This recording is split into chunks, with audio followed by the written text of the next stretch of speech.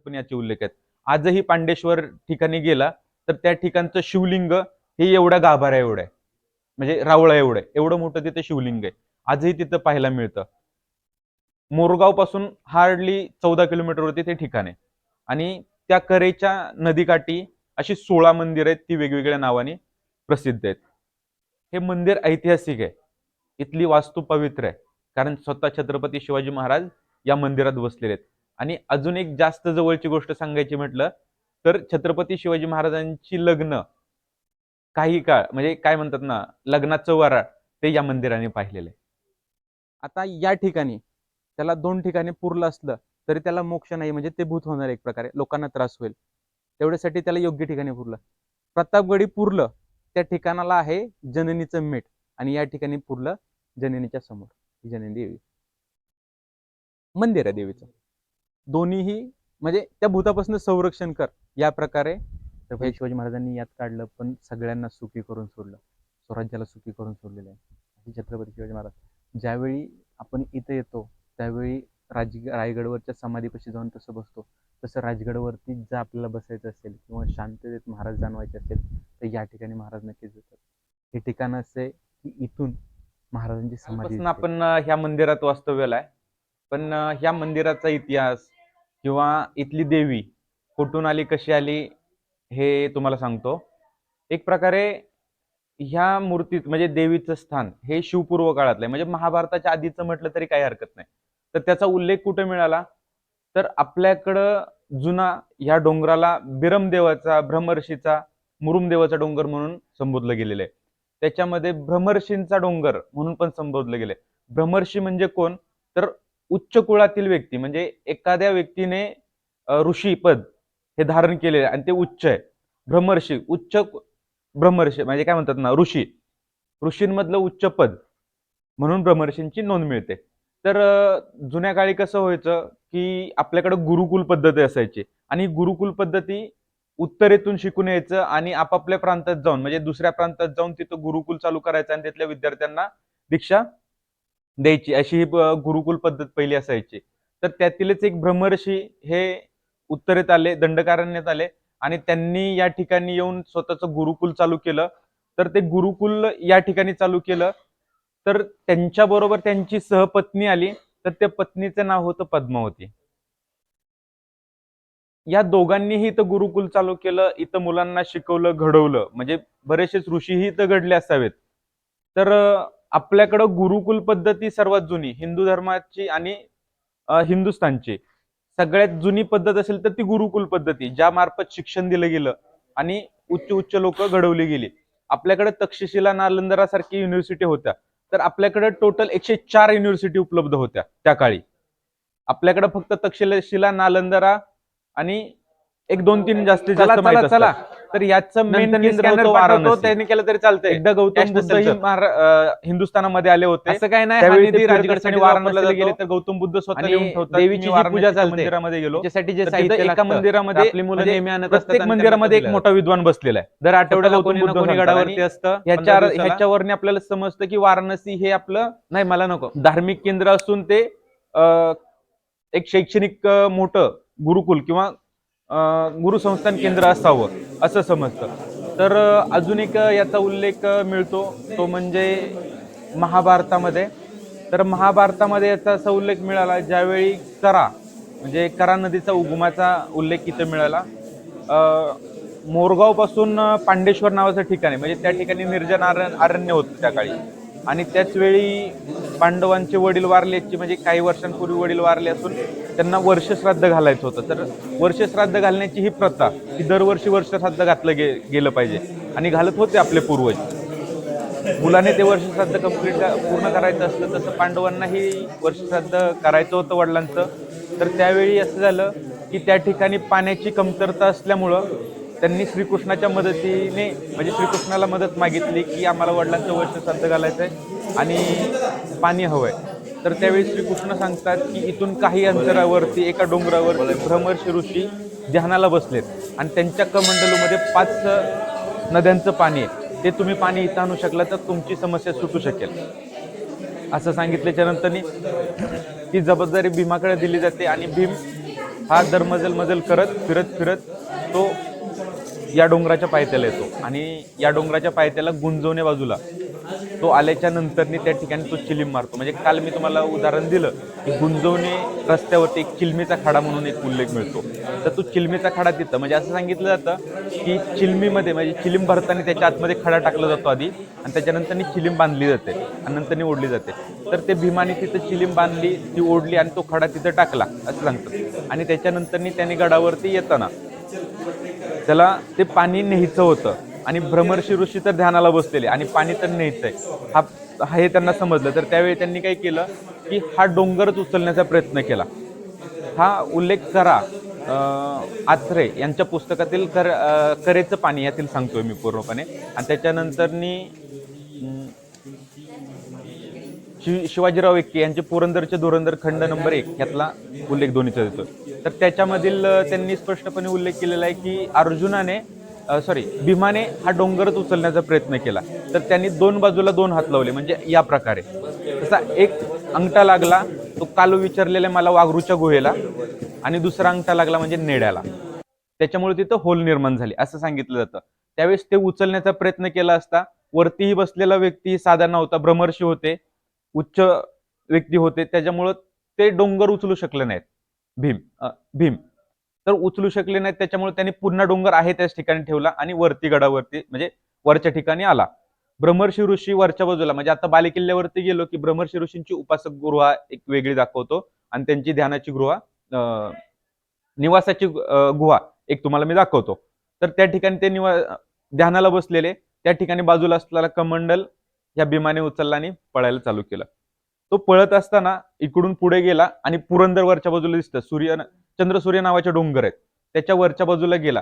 पण ज्यावेळी कमंडल उचलला त्यावेळी भ्रमर्षींचं ध्यान भग्न झालं आणि भ्रमर्षींना राग आला की आता ते काय करणार होते, भीमाला शाप देणार होते. त्याच्यामुळे ते त्याचा पाठलाग करू लागले. पण ज्यावेळी निघणार होते त्यावेळी श्रीकृष्णाने त्यांना सांगितलेलं भ्रमर्षी हे महादेवाचे पूजक आहेत. तुम्ही एक काम करा, तुमच्या बरोबर जाताना तांदूळ घेऊन जा आणि ज्या ज्या वेळी वाटेल की भ्रमर्षी तुमच्या जवळ येतात त्या ठिकाणी शिवलिंग तयार करा. ते शिवलिंगाची पूजा केल्याशिवाय पुढे येऊ शकत नाहीत. अशा प्रकारे ते चालू असताना नेमकं सूर्यनारायण डोंगराच्या तिथं पलीकडच्या बाजूला गेले आणि तिथे गेले आणि भीमाला ठेचकळ लागली म्हणजे काय म्हणतात ना, अडकले आणि ते पडला आणि हातातील कमंडलू तिथं सांडल्याच्या नंतर ते पाणी वाहू लागलं आणि भीमाला भीती होती की आता ब्रह्मर्षी आले शाप दिला तर हे होईल. म्हणून त्याने काय केलं, जाता जाता रस्त्यामध्ये बऱ्याच ठिकाणी शिवलिंग बनवत राहिला तो तांदळाची. आणि अशा प्रकारे असं सांगितलं जातं की करा नदीच्या कडेने 16 शिवलिंग आहेत. ते शिवलिंग त्यांनी म्हणजे पांडवांनी भीमाने बनवलेले असं सांगतात. तर तिथून पुढे गेल्याच्या नंतरून हे पांडव तिथं वाट बघत असतात. काही म्हणजे 4 पांडव वाट बघत असतात. त्यावेळी ते अर्जुन नकुलाला सांगतो की अरे जा रे भीम आलाय का पाहुणे, म्हणून तो काही अंतरावरती जातो आणि तिथून तो ओरडतो अर्जुना जवळ आलाय आणि तिथं आज हे गावाचं नाव जवळ अर्जुन आहे. आणि तिथूनच काही अंतरावरती पुढं पांडेश्वर नावाचं ठिकाण आहे. त्या पांडेश्वराला जाऊन हा भीम थांबतो आणि तिथपर्यंत येतात ते भ्रमर्षी पाठलाग करत आणि ते शाप देणार असतात. तितक्यात श्रीकृष्ण स्वतः प्रकट होतात आणि श्रीकृष्ण सांगतात की म्हणजे काय म्हणतात ना की तुम्ही नका असं करू, एक भ्रमर्षींना सांगतात. त्यावेळी भ्रमर्षी म्हणतात की मी जे पाणी आणलेलं ते महादेवांच्या अभिषेकासाठी आणलेलं आणि मी ते तप करत होतो आणि महादेवांचा अभिषेक माझा अपूर्ण राहिला. तर श्रीकृष्ण म्हणतात एक काम करा, 2 मिनिटं थांबा, म्हणजे काही वेळ थांबा, तुमची तीही इच्छा अपूर्ण होईल. आणि जसं तिथं थांबतात तर त्यांच्या पाठीमागे जो कमंडलू लवंडला गेलता त्यातील पाणी, ते पाणी उघळत पांडेश्वर पर्यंत आलेलं आणि तिथं त्या नदीचा उगम झाला सांगतात. म्हणजे तिथपर्यंत ते पाणी आलं खरा नदीचं. करेमधून म्हणजे कमंडलू करा बोलतात आणि करमधून पडलेलं पाणी म्हणजे करेचं पाणी असं सांगितलं जातं. आणि त्याच ठिकाणी महादेव प्रकट होतात आणि महादेवांचा तिथं अभिषेक घातला जातो. पांडवांच्या वडिलांचंही श्राद्ध स्वतः भ्रमर्षींनी केलेली नोंद त्या ठिकाणी मिळते. म्हणजे महाभारतामध्ये पण याचा उल्लेख आहे, पण मी जे उल्लेख सांगितले ते पुस्तकातले सांगितले आणि महाभारतात पण याचे उल्लेख आहेत. आजही पांडेश्वर ठिकाणी गेला तर त्या ठिकाणचं शिवलिंग हे एवढ्या गाभाऱ्या एवढं आहे, म्हणजे रावळा एवढं मोठं तिथे शिवलिंग आहे. आजही तिथं पाहायला मिळतं. मोरगाव पासून हार्डली 14 किलोमीटरवरती ते ठिकाण आहे आणि त्या करेच्या नदीकाठी अशी 16 मंदिर आहेत, ती वेगवेगळ्या नावाने प्रसिद्ध आहेत. तसं हे महाभारतातील उल्लेख आणि पौराणिक किंवा कथेतील उल्लेख हे मी तुम्हाला सांगितलं. त्याच्यानंतर छत्रपती शिवाजी महाराजांनी या मूर्त्यांची स्थापना केली. ही बाहेरची मूर्ती महाराजांनी स्थापन केली, पण त्याच्या आधी निवासाला होती ती बाजूला असणारा तांदळा, जो की खडकाच्या स्वरूपात मुख त्याला बनवलं जातं आणि मुखाच्या स्वरूपात त्याची पूजा केली जाते. आजही बऱ्याच गावातनं आपल्याला ह्या प्रकारचे तांदळे पाहायला मिळतात. आता आपण ज्या पद्मावती माचीवरती आहे, तर या ठिकाणी हे होतं. तर स्त्री शिक्षण पद्धती इथं ब्रह्मर्षी ऋषींच्या बरोबर त्यांची पत्नीही आली होती, तर ती स्त्री शिक्षण दिले जात असायचे. तर आपल्याकडं स्त्री शिक्षण पद्धती कधी झाली, कोणी चालू झाली सांगेल? स्त्री शिक्षण पद्धती सावित्रीबाई फुले. त्याच्या आधी आपल्याकडं ऋग्वेदातील 4 मंडल स्त्रीने लिहिलेली. त्याच्यानंतर आपण आज गार्गी नाव ठेवतो मुलीचं. गार्गी ही विद्वान पंडित होती. तिने बरीचशीच विद्वानांना हरवलेलं आहे. त्याचबरोबर आपण तक्षशिला नालंदा युनिव्हर्सिटी सांगतो, मुलींसाठी सेपरेट एक युनिव्हर्सिटी होती, त्याचं नाव गुणशिला. सध्याच्या ओडिसामध्ये ती होती. तिथं 63 विद्या मुलींना शिकवल्या जायच्या.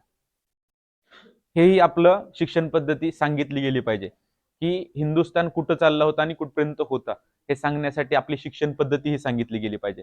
तसेच स्त्रियांना प्रत्येक युनिव्हर्सिटीमध्ये थोड्या प्रमाणावर शिक्षण दिलं जायचं, पण मोठ्या प्रमाणावर 63 विद्या तुम्हाला गुणशिला शिकवली जायचे. तर तसे छोटे छोटे गुरुकुलामध्ये इथंही बऱ्याच स्त्रिया शिकून गेले असतील आणि ह्याच देवीच्या हाताखाली त्या मोठ्या झाल्या असतील. तर तसे हे पद्मावती माचीवरचं पद्मावती देवीचं मंदिर, या ठिकाणी छत्रपती शिवाजी महाराज आणि जिजामातेंची भेट झालेली आहे. आग्र्यावरनी छत्रपती शिवाजी महाराज ज्यावेळी आले होते, त्यावेळी जिजामाता सकाळच्या बारी म्हणजे सकाळच्या दर्शनासाठी आल्या असताना याच ठिकाणी छत्रपती शिवाजी महाराजांनी त्यांची भेट झालेली आहे. हे मंदिर ऐतिहासिक आहे. इथली वास्तू पवित्र आहे, कारण स्वतः छत्रपती शिवाजी महाराज या मंदिरात बसलेले आहेत. आणि अजून एक जास्त जवळची गोष्ट सांगायची म्हटलं तर छत्रपती शिवाजी महाराजांची लग्न काही काळ म्हणजे काय म्हणतात ना, लग्नाचं वराळ ते या मंदिराने पाहिलेलं आहे. छत्रपती शिवाजी महाराजांच्या 3 मुलींची लग्न या मंदिराच्या आवारात झालेली आहेत, म्हणजे राजगडवरती झालेली आहेत. मग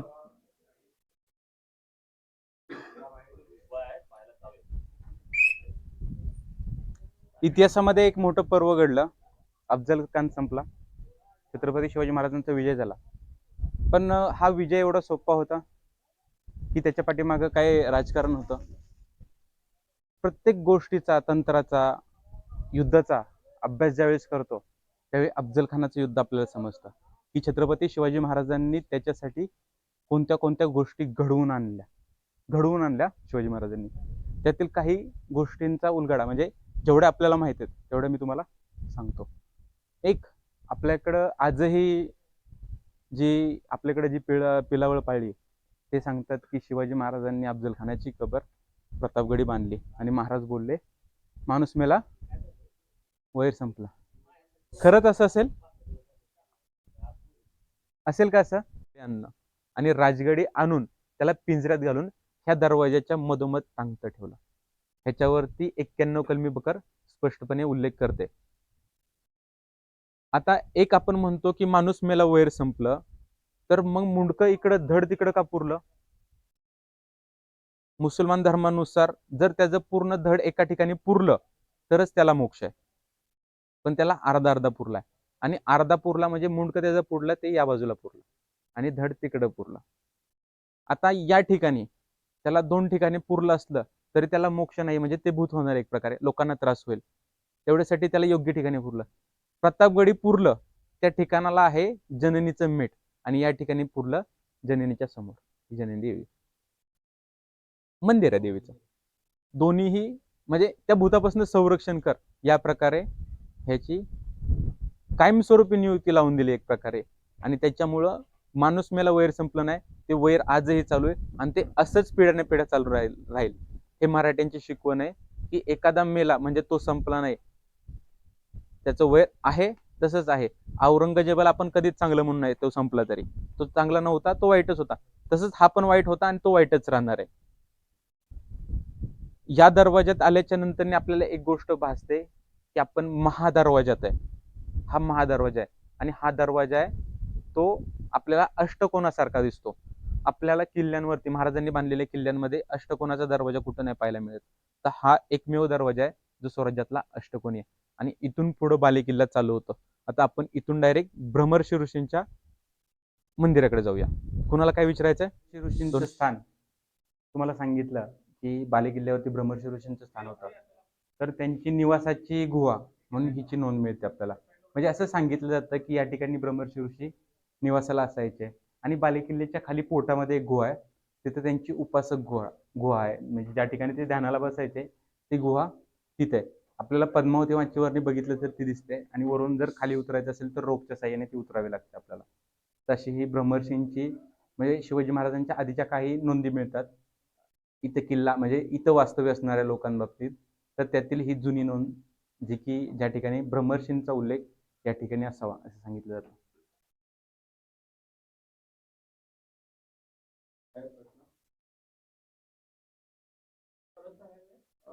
या गडाचं त्याच्यावरून नाव आहे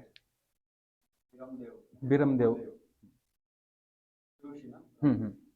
त्यांचं हे स्थान होतं.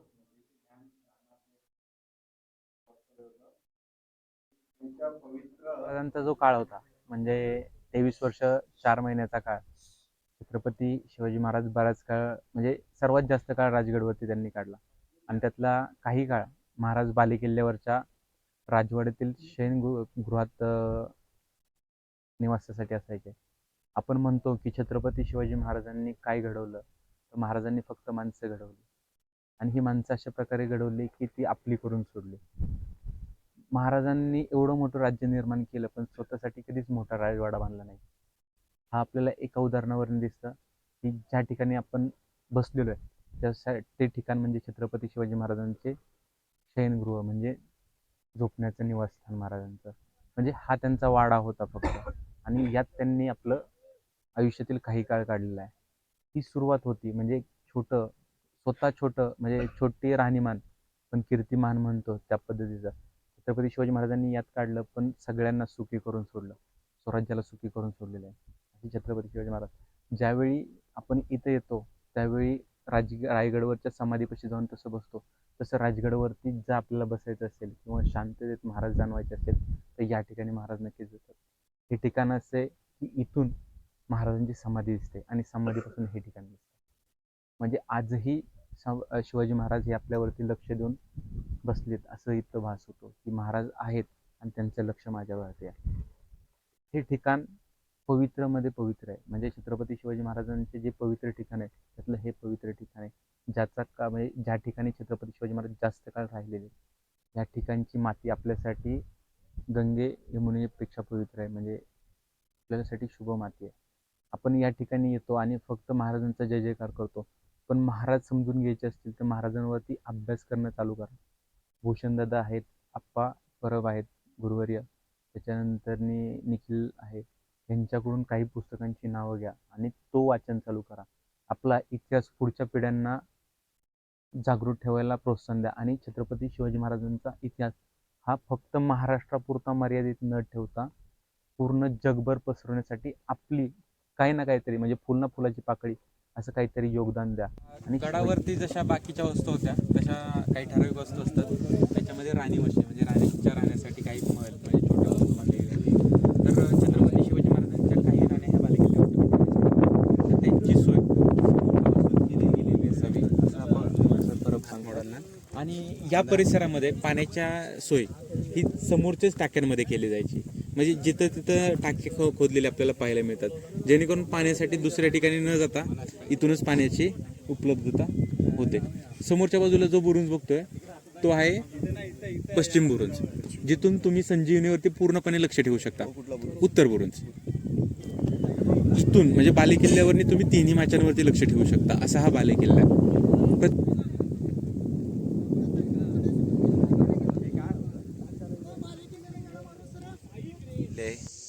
तर तुम्हाला आमची व्हिडिओ आणि माहिती जर आवडत असेल तर योगी W70ला लाईक करा, शेअर करा आणि सबस्क्राईब करा. नक्कीच बघा व्हिडिओ नक्कीच बघा आणि आपल्याला ऐतिहासिक माहिती आणि खरंच याच्यामध्ये योगीची फार मेहनत असते, तर नक्कीच बघा, सबस्क्राईब करा. योगी W70 नक्कीच सबस्क्राईब करा.